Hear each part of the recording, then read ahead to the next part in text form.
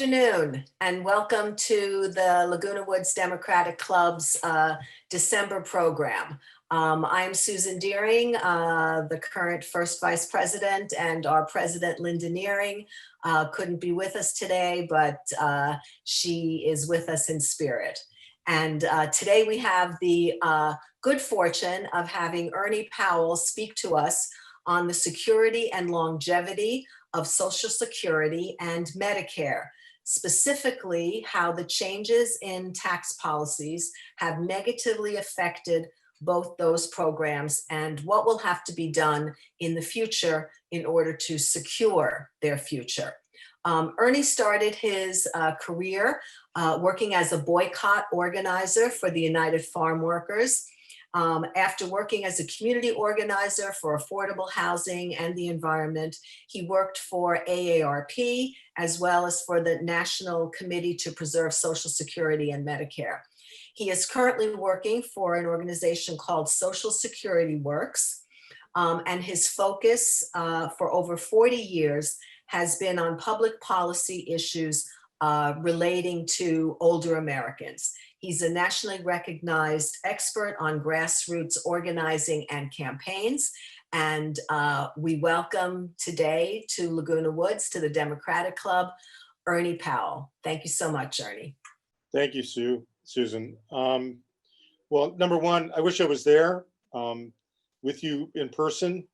I'm sort of used to Zoom, but it's so much better to be amongst real people.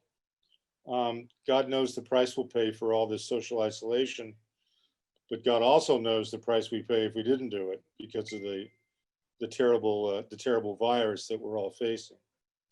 I want to just start it out with kind of a general remark, and that is that the discussion about the future of Social Security, the solvency of Social Security and Medicare is, I think, within the framework of what has been an overriding debate for many years. And that debate is essentially symbolized as though it were Ronald Reagan against Franklin Delano Roosevelt. In other words, what will government do? How will government be a safety net? How will government, should it just be what has traditionally been called laissez-faire, leave it alone? Or is social insurance going to be provided in a collective way where we develop earned benefits such as these programs, and then when we need them, we use them either for retirement or because we become disabled or a major breadwinner in the family dies or becomes injured. So that's the larger context to some extent of what we're looking at. What we've been watching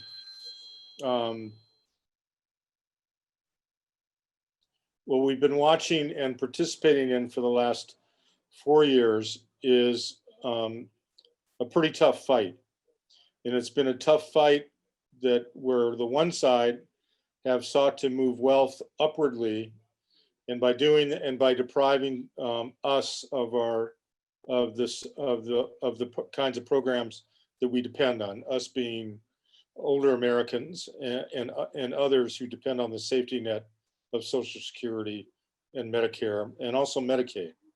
The most egregious thing that happened is going to end soon when Joe Biden takes the White House. And that is that Trump attempted to essentially cancel the FICA tax. And the FICA tax is the 6.2% that is contributed into a fund, 6.2% by the employer, and the employee that's contributed in the fund to sustain Social Security, and then another 1.5% to sustain Medicare. His intention, and he actually made an executive order on this, was to essentially cancel it, give it back to employers and employees, and then when we started to talk about how we fund Social Security, it would go into the general budget just like anything else, and would not be a dedicated source to these programs that we both need, depend on, and love. The election will stop that. It will end that practice. If it had continued, Social Security, the trust fund itself, would be empty by 2023. If he had continued with this FICA tax cut, FICA, I'll be dramatic, act of theft, it would have been lights out and empty by 2023. Now, what was mentioned earlier is the tax bill, and I want to walk through certain elements of it. It was one of the biggest tax cuts in the history of our country. What I provided in email was a summary of it that was produced by Senator Bob Casey, who's on the Special Committee on Aging. He's a ranking member. And there's a number of features on it that was quite harmful to seniors. So the first sort of concrete policy narrative I'd like to give you is, what would that tax cut be about? Or what was it about? Because it passed in 2017 on a nonpartisan basis. Barely any Democrats voted for it. It would have eliminated any tax deduction vital to older Americans with high medical costs. So that would be out.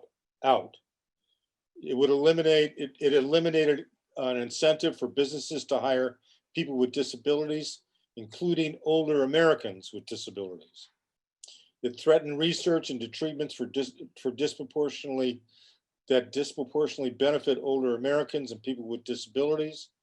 It makes it more costly for small businesses to hire people with disabilities, again, including older Americans. It reduces incentives for charitable giving to organizations that provide services for older Americans. It may result in older Americans and individuals with disabilities having to actually pay more taxes. And it could stifle investments in new facilities, homes, and especially in underserved communities. The massive tax cuts that are part of this plan, again, and it was signed into law by President Trump with the support of the Democratic side of Republican side of both the House and the Senate. Included the Republican tax plan increases the deficit by $1.5 trillion. It takes $1 trillion out of Medicaid and $470 billion out of Medicare. It did also do great harm to Social Security disability insurance, which comes out of Social Security funding. Now, one of the things that drives people to believe that that it's appropriate to do these kinds of changes is the fear that Social Security is going broke. And one of the best parts of my 20 years at ARP was being part of both the policy and the campaign management team representing California when we knew that that George Bush was going to attempt to privatize Social Security. So I'm going to jump for a minute from this tax plan that passed in 2017 to give you more context on the solvency issue with Social Security, because it all sort of winds itself together. So what we learned, and we did a series, and this was an exquisite set of facts that we found. What we did was we focused groups all over the country on the question of how people really feel about Social Security. And here's what we learned, and this is important to know. People believe in Social Security. They love it. They know that their parents or their grandparents or their own families have benefited from it. But the problem that they have with Social Security has to do with lack of confidence. So if you would walk out your door and go to a supermarket and talk to anybody, say 35 years old, and if you were to say to them, do you think you're going to get your Social Security when it's time to retire? They typically say no. And the lack of confidence has to do with a concerted attempt and effort on the part of conservatives to lower the lack of confidence in government. So if you don't have an efficient government, how do you protect the Social Security Trust Fund? So what we did at ARP in studying that is realize we couldn't just talk about the merits of the program. We realized through our focus groups that we had to deal with the confidence issue, and we had to actually concede and conceptually a little bit about what was being said and frankly what was being lied about. So we came up with the following message, and it was called the reality check message. Guess what? And I have it. I mean, it's so carved in my brain that I can say it without looking at a piece of paper. And it goes as follows. Guess what? Social Security is not perfect, but it's not broken either. In fact, it can pay full benefits. And at that time, again, we were working on this in the early 2000s. In that time, it could still pay benefits for another 20 years. And even at that point, it can still pay 75% of its promised benefits. So the point that I'm making is that that's still the situation, partially because of reforms that were done, partially because of how well it was designed. So Social Security does have a fiscal problem, but it's not in this case for another 20, 25 years. And even then it can pay 2/3 of promised benefits. So the reason why going into the trust fund, what's called the FICA tax, and some people say, who's Mr. or Miss FICA? It's not a person, it's a tax, that Trump was attempting to do, it would have bankrupted the system because it's like drawing out quickly as opposed to paying for the benefits and improving the program as you go. Other parts, so that's essentially tackling the sort of budget issue with Social Security with the underlying message. It ain't perfect, but it ain't broken either. And it can pay full benefits for better than 20 years. And even then it has a manageable deficit. Now, the tax plan that they passed in 2017,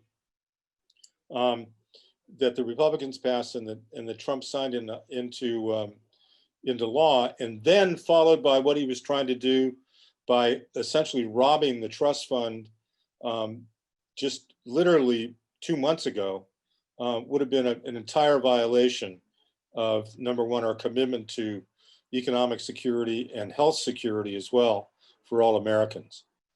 And it also, the other part that's interesting to me is that he wasn't, when Trump ran, and I know you remember these quotes. When Trump ran, he said he wasn't going to touch these programs. He said he was unlike any other Republican. I'm not touching Social Security. I'm not touching Medicare.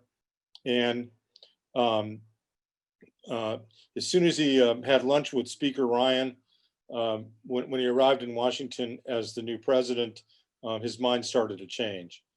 So that was a great disappointment, but it cost. But you know, we had to fight him, and we did, and luckily we prevailed this last November 3rd. So that's some contextual issues about solvency for Social Security and Medicare. We always have to be vigilant. Okay, the retirement, it is not perfect, but it's not broken either. And one of the great parts about working for Social Security Works, which I've now done for about 4.5 years, is that the two people that started Social Security, and that is Nancy Altman and Eric Kingston, the founders of Social Security, not Social Security, Social Security Works, they were part of a committee in the 1980s that did a lot of the policy that passed.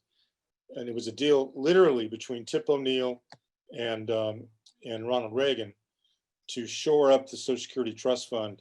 And that's why it's doing as well as it's doing. So I've learned so much more. I mean, I learned a lot at ARP, but be able to talk to Nancy, which I do once a week on our weekly staff calls on Monday mornings, you know, I've really learned a lot, and it's helped in the work that we're doing, and it's helped in what we can communicate to others. So I wanted to give you that contextual sense about solvency. It is, we always have to guard. We always have to watch it closely. But I'm absolutely certain that, in fact, our two U.S. senators are very solid on this. Feinstein's been good on protecting Social Security. So is Senator Harris, who is now Vice President-elect Harris, and Katie Porter has been just wonderful, as I'm sure you all know. The next part of the outline, should we ask for questions, Sue, or keep going? I think you should just keep going, and then we'll have questions at the end. Okay. Okay. Thank you. So for many, many years, the older voter voted Republican. And I think that's a lot of that is sort of based on their history, the World War II generation, the Korean War generation, et cetera, et cetera. In some ways, Republicanism offered more stability, and Democrats, a lot were nervous they were too far left, but that changed. And that changed in this last election. The last time older voters voted for a Democrat by, in a majority way was during, was when they voted for Bill Clinton in his second term before Monica Lewinsky. And if we could ever sit down over a beer, I can tell you how Monica Lewinsky saved Social Security, but that's for another day. And that's a joke. Anyway, seniors, they still voted for Trump by much smaller margins. In 2016, they voted for Trump by a margin of 7%. In 2020, they voted for Trump by a margin of only 3%. And it does vary by regions. On the East Coast, it was 50-48 for Trump. In the Midwest, it was 54-44. The South, it was 54-45. And Biden, and on the West Coast, seniors voted for Biden by a margin of 50%. So we should be proud that we did the job that we did on the West Coast. In terms of racial breakdown, older senior adults voted for Trump by a margin of 56%. African-American older adults voted for Biden by 91%. Latinos, 65%. There was a lot of concern that Latinos in South Florida would lean towards Trump. And in fact, I think they did. I don't have the stats yet, but I think they did. And part of that was the sort of right wing, all those Democrats are going to turn you into a communist state sort of campaign monologue that was coming from the Trump campaign. So some people bought that. And so we didn't do so well in South Florida, but overall, still a majority of older Latinos voted for Mr. Biden, President-elect Biden. So given that outcome, given that we have a president-elect on the Democratic side and a vice president-elect on the Democratic side, what are some of his policy, what are some of Biden's policy aims? The first thing that if you look on the website is around RX affordability. 1 in 4 Americans have to give up at least one pharmaceutical because of their cost. Drugs are just way too expensive.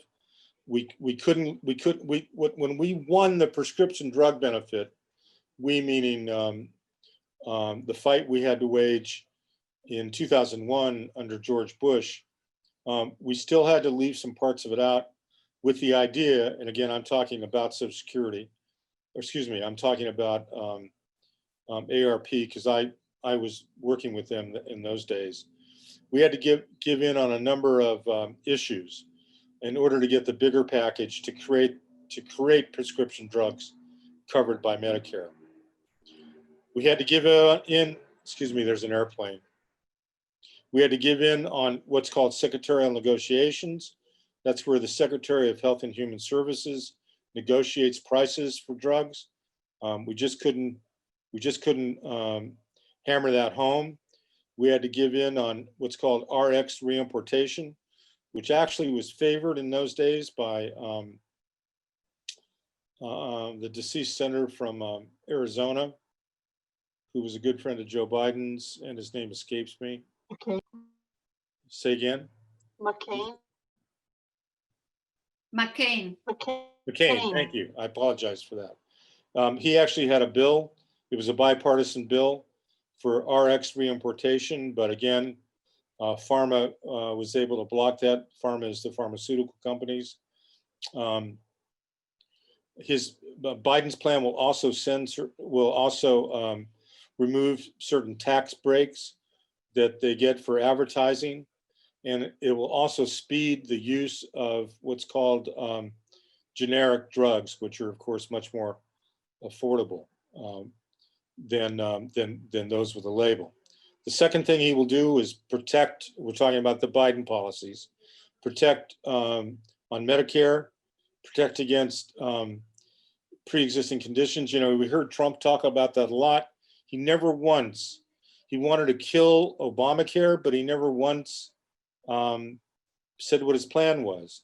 And he would say all the time, he wanted to remove any restrictions on pre-existing conditions, but we never saw the nuts and bolts of it. It's in the Biden plan. Number two, no lifetime limits for healthcare costs. So many insurance plans do that or have done that. And under the Biden plan for seniors, they will not do that. Stop on the question of age protections. The older you get, the more expensive your premiums are. And Biden plans to regulate that so that it's more fair and more equalized. And the final thing is, and we could do an entire Zoom call and discussion on this, is to help pay to ameliorate and end the tragedy in nursing homes. 60% of all nursing home costs are paid for by Medicaid.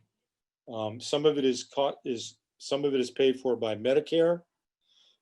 When that expires, then it's cost sharing. But a lot of and there's the term spend down. I'm sure you know what that term means. You have to spend down before you can get full coverage for Medicaid and nursing homes. 40% of all COVID deaths have been from nursing home. That's because there hasn't been enough resources for PPEs. That's literally the protective equipment that nurses and caregivers and people that work in the nursing homes have to use.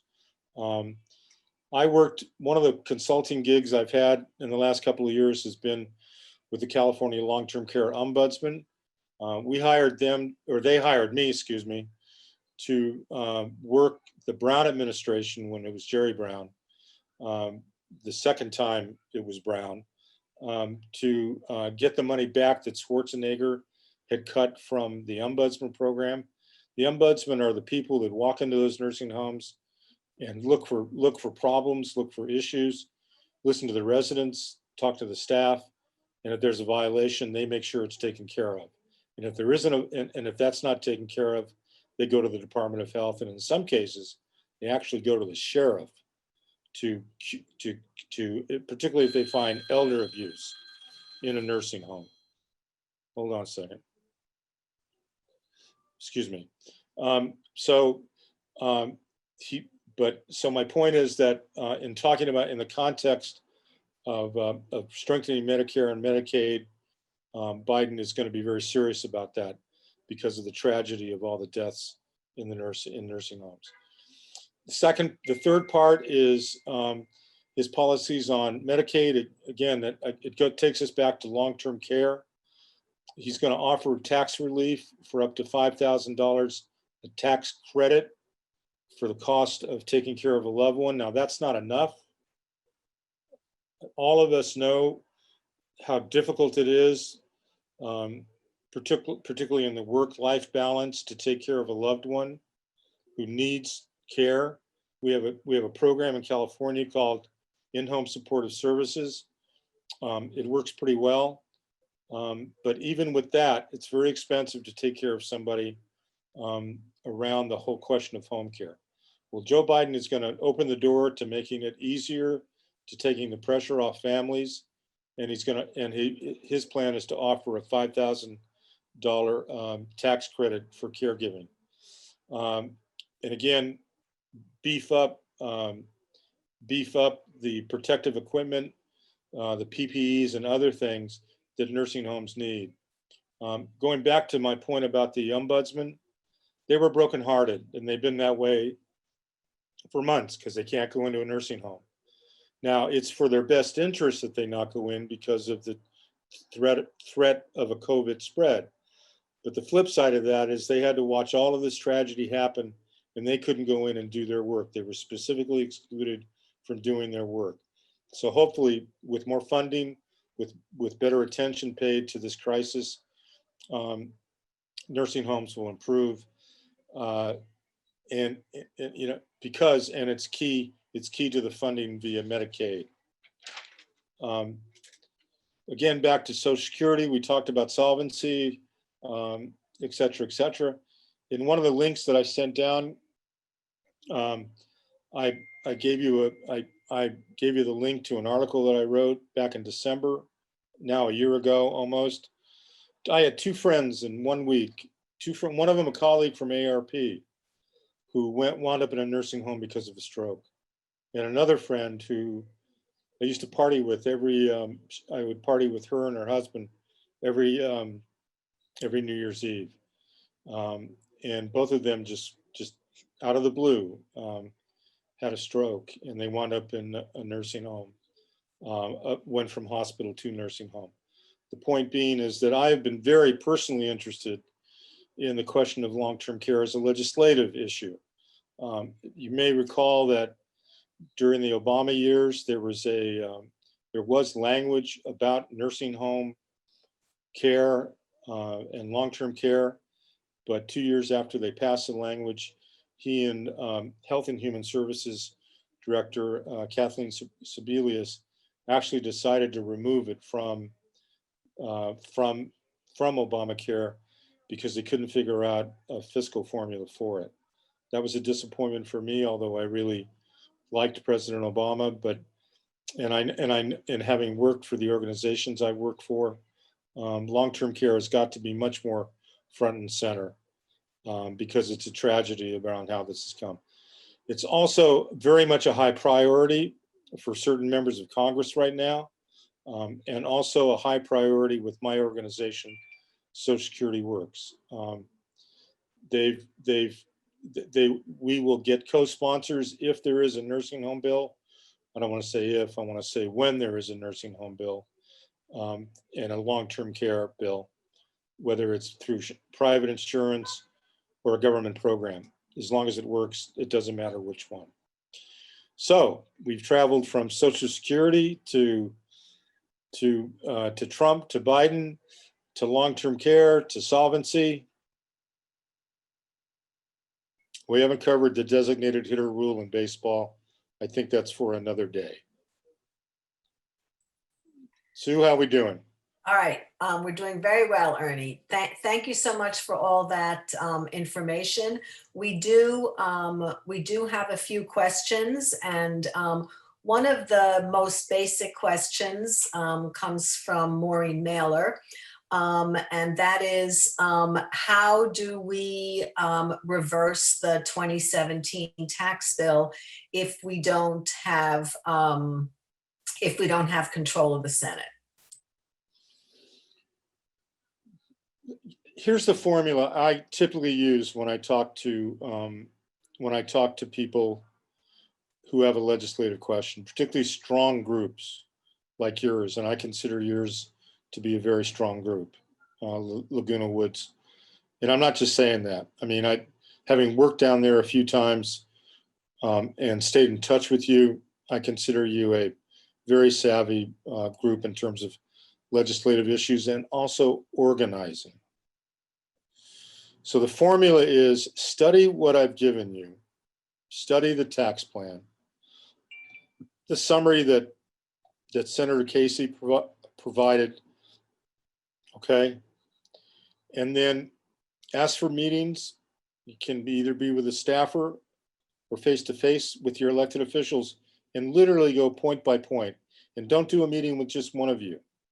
I'm not suggesting a big picket line either, but I'd say take 3, 4 people in, you know, that shows a cross section of interests from your community, and lay it out because no matter, even if there is, if the Senate stays under McConnell, there's always another election in 2 days, and we're going to want to have our firepower up in terms of being prepared for that.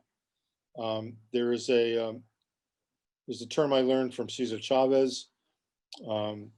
Actually, Dolores Huerta thought of it. It's called si se puede.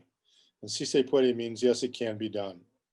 And I would take a delegation, learn the policy side first amongst yourselves, and I'm happy to help you with that. Take the tax plan as you see it from Senator Casey's office. It pretty much of that is still in the bill that I know of. I will shop around because we have a lot, Social Security Works has a lobbyist, and I'll ask on Monday morning how optimistic they are, if they know there's any authors, and take it in to see Katie or Senator Feinstein's office. I mean, it was pretty miraculous the day that we flipped. This was probably, we flipped on Social Security. She was willing to go along with much of the carve-out plan. And in one meeting with about 7 volunteers in her office, we flipped her. But it was her seeing the power of our passion and her seeing the power of our constituent base. So that's what I would recommend. Study it. Get a delegation together, and if you have to meet with staff, then you have to. One of the things you would do in that meeting, if you do meet with staff, is to ask for the next meeting we want with the elected. Okay, so that's what I would recommend. Okay, thank you very much. I don't think that we're going to have any trouble getting our senators and Katie Porter on board with any of this. You mentioned that this is Biden's plan for what he would like to do. How much of that can be done by executive order, and how much is going to have to go through the Congress?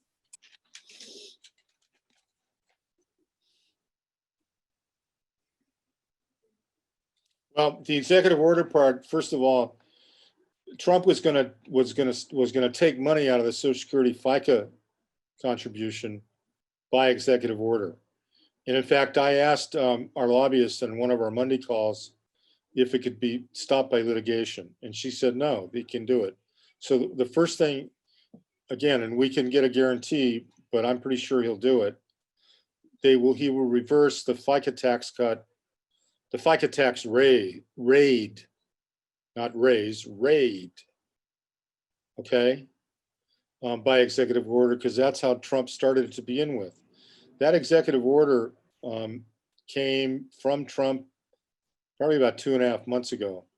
And I see Joe Biden doing it day one. It's something we can ask, but it's also something you should run up the flagpole with your electeds, so that they are talking. I'm absolutely certain he can do that, because that's how Trump did it to begin with. And that's what made it so onerous for us. You know, we wanted everything in the world, we wanted every means in the world to fight it. And what was frustrating was that we saw the trending. We knew that Biden was going to do better with older voters than anybody since Bill Clinton. So what does Trump do? He did it unilaterally as an executive order. Well, we knew we were never going to get him because he'd already broke a ton of promises. Remember, he ran on not touching anything that impacted seniors, and literally, he meets with Speaker Ryan and starts talking with, and literally he changed his policy views. Either that or he lied to begin with. That's Bernie Sanders' theory. He was lying to begin with, but whatever it was.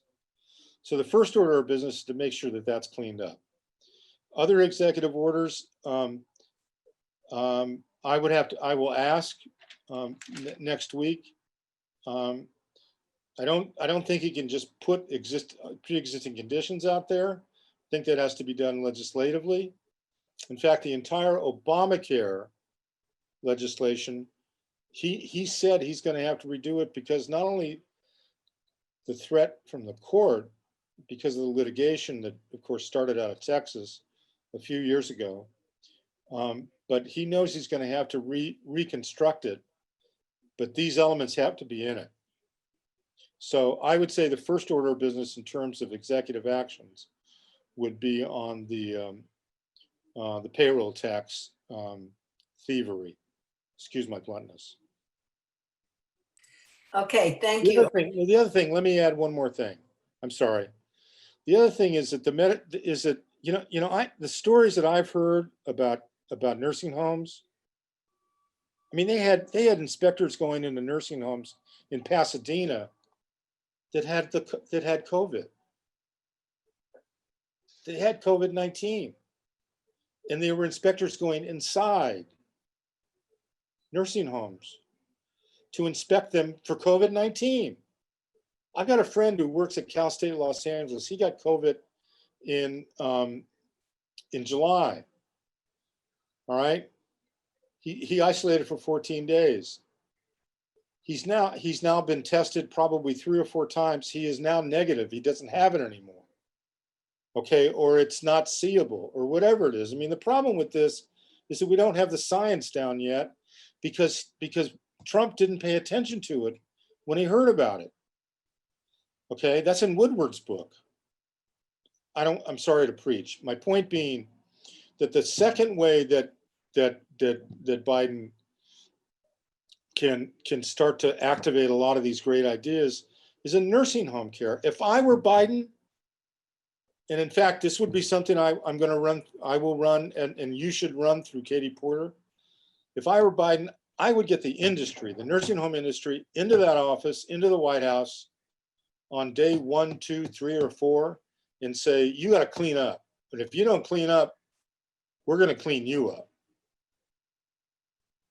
I mean, I've seen the power of the nursing home lobby. We had a bill under Schwarzenegger when I was with ARP. We got bipartisan support for it.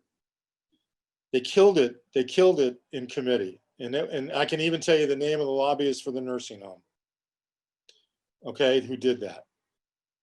Some of them are nice people. Some of them are caring. But this is just something that by executive order, he could push them to do. Because it is an emergency. People are dying. Excuse my passion. We love your passion, Ernie. That's why we invited you to speak to us. We have a question from Rebecca who wonders if in your AARP survey, you found that people might equate Social Security or Medicare with socialism. I think we're too far along on that.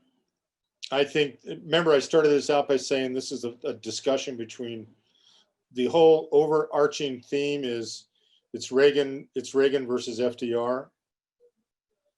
I think most of us, most older voters are beyond that. It's tragic that that's partially how Biden lost Florida with the South Florida Cubano vote, Cuban vote. I mean, they were probably being told that Fidel had risen from the grave and was out selling fajitas on Miami corners. And that's sarcasm, but the point is that I think that is done for the most part. Now, are there see, when I was a kid, drove my parents crazy. I used to watch William F. Buckley. I used to watch a smart person be a conservative. Okay, I'm dying to see one. I haven't seen one in years.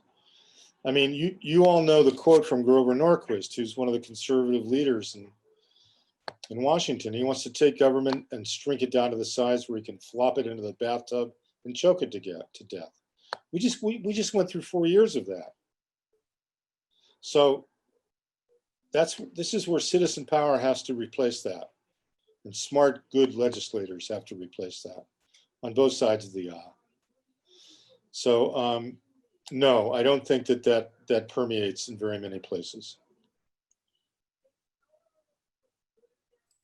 That's good to know, Ernie. Thank you. We have another question from Jonathan Adler, who wonders if the $4 to $5 trillion that will have by March 2021 been added to the national debt, will that become a political obstacle in keeping Social Security solvent?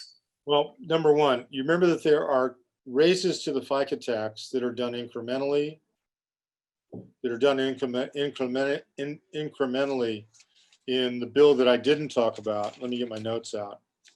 It's called Social Security 2100 by Larson out of Connecticut. And in about a 10-year, maybe 20-year span, he increases the FICA tax by 7.4%. He takes it by 2043, so it's longer than that. Remember, Social Security is a pay-as-you-go tax. It is not coming out of the general fund. That's what Trump tried to do. Okay, that would have been just utterly the death of the program. But also remember that Social Security and Medicare comes out of a 1.5 FICA contribution. Under the Larson bill, he wants to take it to 7.4 in 2043. So it's a secure, it's in a secure place because it is a tax designed to be, as we say, pay as you go, but pay as you go doesn't tell the whole story, because remember, in the Tip O'Neill, Alan Greenspan negotiations that I mentioned a minute ago, remember I said that Nancy Altman and Eric Kingston, who founded Social Security Works, staffed that. They did a good job of planning for the future and putting an automatic surplus in Social Security. So know that now let me tell you the habit of many Republicans and many Grover Norquist fans. They have no problem with increasing the deficit so they could say later, well, we can't afford food stamps. We can't afford Meals on Wheels. We can't afford education. All I can say is, I don't think anybody on this Zoom call, if you own where you live or you own your home, nobody pulled whatever amount you paid for it out of their wallet and paid in cash. The government is used to borrowing to fix this fiscal mess that Trump has caused, that this virus has sadly caused. There may have to be some adjustments, but for Social Security and Medicare, I call them reasonably safe. And it's also a share of costs for Medicaid as well, which is nursing home care. Okay, thank you very much. We had a question earlier from Janice asking about the FICA payments by employers that were suspended, and when and if they have to be paid back, and by whom. Well, here was the dark side of it on Trump's part. I don't think he told very many employers that they had to pay it back eventually. It was like a loan almost. But I also don't think it went for it. Remember, the campaign started right after he got this idea. I don't know how many people participated. It was, quote, voluntary. So I don't think a substantial amount of money was collected nor left the trust fund, but it's something we can look up. It doesn't worry me because it was about to, it was hobbling along to begin with. I I mean, you know, if again, I've read a lot of books on Donald Trump and his conduct. Everything from what his niece wrote to the book by Woodward, Carl Woodward from Woodward and from the Nixon days. He's not a very good manager of legislation and ideas. So not to say that he hasn't done great damage, particularly along the border, and particularly what he's done to small children who are in cages. But my point is that to some degree, his inefficiency has been our friend. No matter what, I guarantee you, and I can verify it, that Biden will reverse it and do it quickly. Well, we like that you have so much confidence in Joe Biden and Kamala Harris, as we do as well. And let's hope that we get the Senate back so that some of this legislation can get passed. We have another question from Jonathan Adler. Nursing homes are paid largely out of Medicaid. States must pay a share of that. Won't far-right governors of many states block that, just as they opted out of expanded Medicare under the ACA? Oh, that's stupid. Everybody okay on the camera dropped? Well, but yeah, that is a possibility, and that's a risk. Can you guys see me? Oh. Yeah, we see you. We see you. Okay, thank you. Yeah, that is a risk, but understand that political movements have momentum, and it's not just that Biden won by the highest margin ever. I think he's up to 60. I know he's up to over 75 million votes, but you don't win all your battles at once. And I'm confident that there's a lot of states that came close to voting for Joe Biden, and I include Florida as one of them.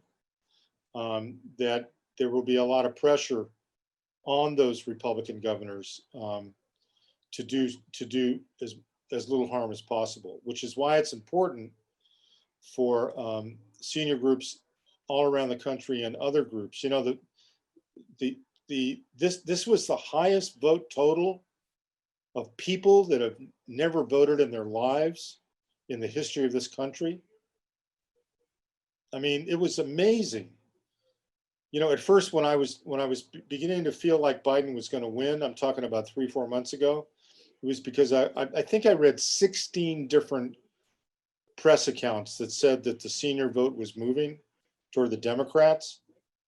I read 1 or 2 on millennials and younger people. So we've got a political movement on our hands, folks. And it is, you know, 2 steps forward, 1 step back. 3 steps forward, half a step back. And that is, we didn't get all the grape growers on the first round, but we sure got them later. I'm glad that you have such confidence. We have another question. If you think that the stock market's gyrations starting last March and the right-wing calls for partially privatizing the Social Security fund, do you think that will go anywhere, or will it have any effect? No, if it did, it would die on the House side. Period. And I don't, you know, yeah, was McConnell, did he win by on good margins? Yes, he did. But you know, he's one guy that doesn't like a lot of confusion. And to ignite seniors by going after the trust fund is just crazy politics. It ain't gonna happen. But it would give the Democrats another horse to ride, and and the progressive side would ride it hard. So no, pressure from Wall Street would be on other things, there's a great Woody Allen quote. He said, I can't die yet. I don't understand escrow. Well, in my case, I can't die yet. I don't understand Wall Street. I'm a little better than that, but I don't see it happening that way. Okay, that's good. I have a little fun question. Bowser, John Bauman works for Social Security Works and has done a lot of speaking and touring and playing his piano and doing his Bowser thing. And he came here to Laguna Woods when Katie Porter spoke to us before she was elected, before 2018. So would you just like to give us a brief update on how he is doing and what he has been doing lately? Thanks. Well, I'm going to brag for a minute. I brought John to Social Security Works. What happened was that when I was with the National Committee to Preserve Social Security and Medicare, we did a meeting in the White House. It wasn't with Obama, but it was with his policy folks, including Gene Sperling, who was his chief economic advisor, and other folks. We brought about 70 members of that organization that I then worked for in Washington. And the White House invited John, and he and I just, the minute we met each other was just, we were friends for life. And we hung a lot, we spent a lot of time together in DC. I traveled with him up through Delaware and up actually to Philadelphia. I've lived in Philly, so that was a lot of fun for me. And then when I got back to California, after leaving the National Committee, I called him about 3-4 months later, and we renewed our friendship and said hello. It wasn't a friendship to renew, we just said hello since we were back, because his home is on the West Coast, not far from Santa Barbara. But the point that I'm making is that it was during a Nationals game in Washington. I had tickets there for a ball game, and I invited Alex Lawson, who's the executive director of Social Security Works, and also John, to go to the ballpark. And they sat together. The three of us sat together, and then they hit it off really well. And it turns out that within Social Security Works, there's two groups. There's the C4, which I work for, and then there's the PAC, the Political Action Committee, and he's president of our PAC. So he does the formal endorsements and those events. But we talk to each other every Monday morning, and I will send him your regards. And he's still doing all that. Thank you. I think we have time for one last question. Seniors also need and benefit from IHSS in-home supportive services, which you mentioned earlier. What do you think are the prospects for expanding it with federal support? I don't know. I don't know. I know that they have a lot of standing in the Capitol, in the state Capitol. I know that they have a lot of standing with SEIU, which is the biggest union in California, 600,000 members. They have a lot of, again, when they came to LA many years ago, and my office was, I live on Wilshire Boulevard, and an ARP was across the street. That's why I moved here to a beautiful place called the Gaylord Apartments. I met them through a friend. I met the then organizer for IHSS, and we lobbied together to get them accepted by the county, and then they started to grow, and they now are recognized statewide. My guess is that because of the urgent needs of home care, because home care is much more affordable and frankly safer than nursing homes right now, that there will be a lot of work by the Newsom administration to get more help and support. for in-home supportive services for two reasons. It saves lives, number one, and number two, it creates a higher quality of life, and it would save dollars in the long term because they're a lot less costly than nursing homes. That's not to say that nursing homes don't have a very, very constructive role in our country and our society, but IHSS, which actually was inaugurated by Ronald Reagan. Don't know if you know that. Because he saw the costs of nursing homes. But it's had a great track record, and I think it'll get some support. Okay, well, Ernie, we thank you very much for taking the time from your busy schedule. We thank you for the good work you are doing with Social Security Works for protecting Social Security, not only for us, but for our children and our grandchildren as well. We will try to be as confident and as optimistic as you are. But thank you for your good words also, that we will continue working as hard as we can to ensure that and to support the efforts of our wonderful Congress member, Katie Porter, and our California state senators. We don't know who the second one will be. We're all very pleased that Who's the first one? Who's your assembly member? Who's your assembly member now? Oh, for California? Yeah, down in For California Assembly? Yeah. Connie Petrie Norris. Connie Petrie Norris, and she is terrific. Okay. And we just had Dave Min elected as our state senator. Okay. So that we have two good supporters of Laguna Woods and et cetera in California government. So we're and I'm sure that we will have a good new U.S. senator once Governor Newsom appoints somebody to replace Kamala Harris. Well, thank you all. So thank you. Go ahead, please.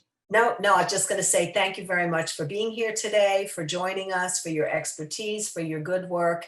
And thank you to everyone who joined us today on the Zoom call, and to Pat Leftwich for organizing the Zoom call for us.